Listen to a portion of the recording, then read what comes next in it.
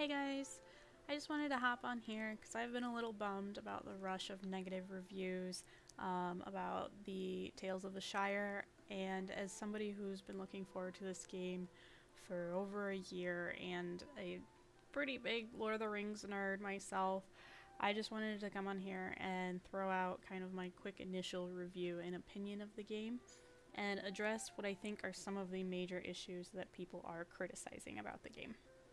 The biggest thing that I have seen, read, heard that people are upset with and disappointed with would be the graphics.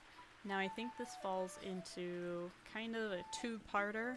There is the art style, which I personally find really cute and adorable, and I appreciate when developers go more of the cartoonish route versus trying to attempt a really realistic looking game and then falling short of that mark.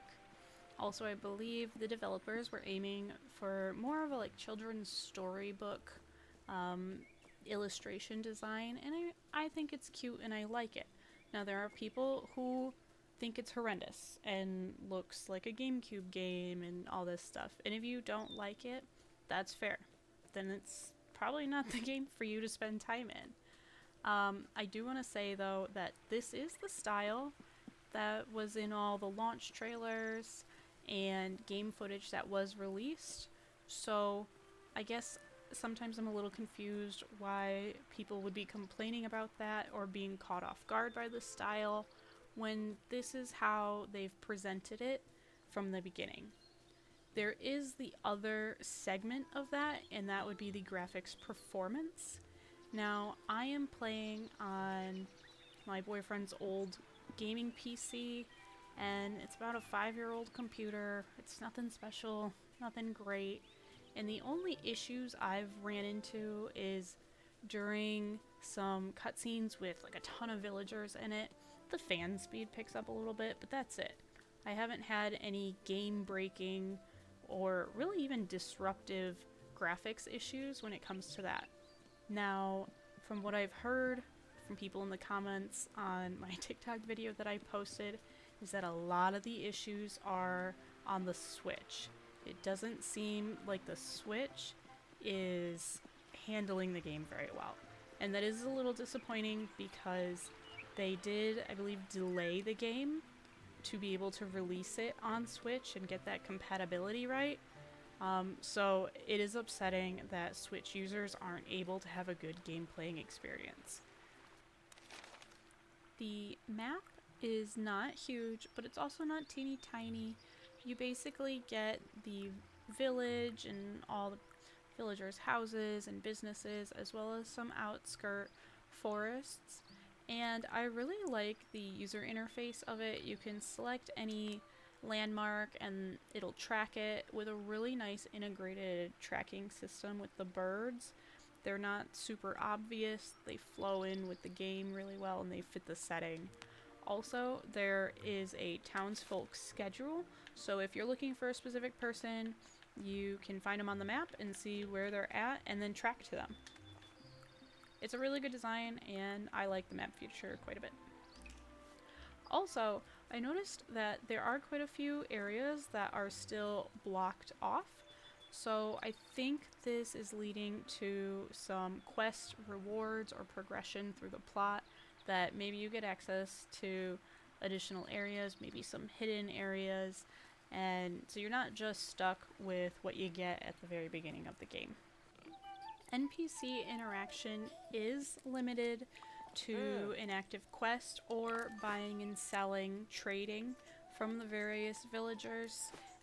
Also, only certain villagers are interactable, such as these guys. They're just walking around, they have a speech bubble above them, and that's it. You can't talk to them, wave to them, greet them, nothing like that. So there is some limitation on that, and if you are not in an active quest, then your interaction is going to be a simple, hey, good to see you, goodbye. There's not much more than that I've come across now. And so if you prioritize romancing NPCs, building those friendships, having unique dialogue with them, that's probably not going to get fulfilled in this game. Additionally, there have been concerns over the lack of voice acting, which I understand it's really great to have, but it's also not standard in the cozy game sphere. A lot of times it's kind of Animal Crossing gibberish, Simlish, and they do have some, some like aha and like grunts and stuff like that in this, but there is no voice acting. So I'm not super upset by that. I do understand that it can be an accessibility issue with the captions and such, so just heads up on that. One of the primary focuses of the game is this idea of sharing meals with your neighbors and inviting them over to share a meal, cooking for them, learning the specific things and flavors that they're craving, and then cooking with customization within the recipes to fit those cravings.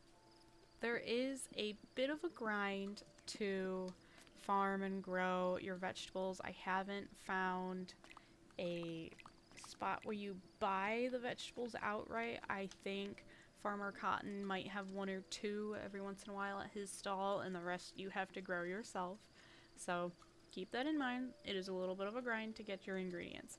But this is one of the most unique cooking mechanisms I've come across in a game, and I think they did it in a really nice, fitting way, but also they added some depth to it, which is really neat. Essentially, you're selecting your ingredients based on the recipe, for one, but then also by the inherent elements of each ingredient. Like the rhubarb is sour, and that makes this meal sour, and maybe that will satisfy one of my neighbor's sour cravings.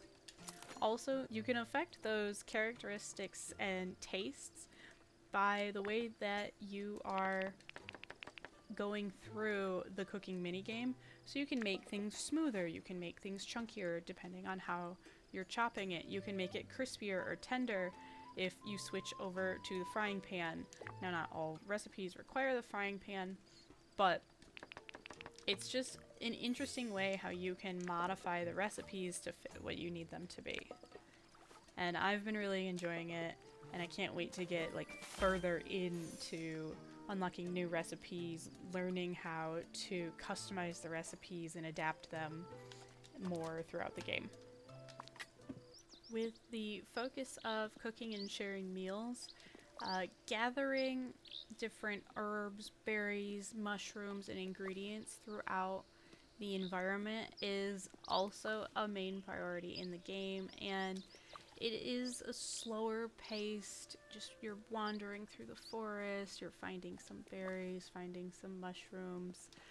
It's chill, and I think it really does call to the hobbit lifestyle of just a slow paced wandering around. Ooh, well, that looks tasty, I'm gonna try that, I'll pick that up, I'll throw it in my soup type of a mentality. And it might not be the most exciting thing, it might feel a bit like a grind, but I still feel like, oh, look, another little treasure, let me pick that up. With that, your pocket size is pretty small at the beginning. You can hold 10 unique items at the start of the game, and I think 9 is the amount that those items can stack. So I can have 9 chanterelle mushrooms, 9 of the hazelnuts type of a thing. And I have heard that you can expand it. I haven't gotten there yet, but it might just mean a few more trips to the pantry to empty out your pockets. As someone who hates fishing in games, I don't mind the fishing mechanic in Tales of the Shire. It's pretty simple. You're just pressing A or whatever your action button is when they bite, and then as you're reeling them in, you're angling your joystick or your cursor in the opposite direction. It's not too hard to keep it level without your line breaking, just kind of let off a little bit. It's not a frustrating mini game, and I do appreciate the simplistic nature of fishing. I was going to be really disappointed because I thought you couldn't pet the animals. And while I guess technically you're not petting them, you can greet them. And each of them kind of have their own little interaction animation for when you do greet them. So I think it still counts for something. It's not quite petting all the animals of the Shire, but I do really love the pig. I think the pig is my favorite. I'll take it. Oh, hello, Jesus. Okay, you too.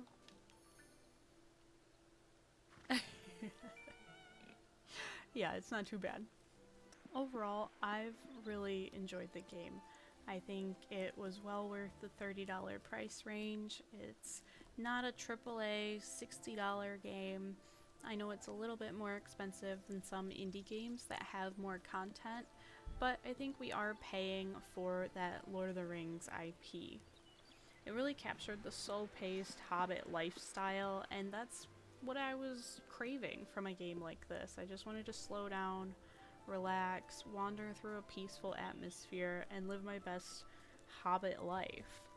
I know that the quests may get repetitive in the future here, and maybe the storyline isn't as exciting for everybody. But I appreciate some of the Easter egg references to the Lord of the Rings hobbits that we all know and love, and also the little tidbits of sassiness from the villagers' squabbles. I think it just captures the kind of snarky, snobby side of hobbits' personalities. Let me know what you guys think, if you're gonna get the game, if you've played it, how it's running, what systems you guys are running it on. I'm just really curious what everybody's thinking about the game. Alright, have a good one.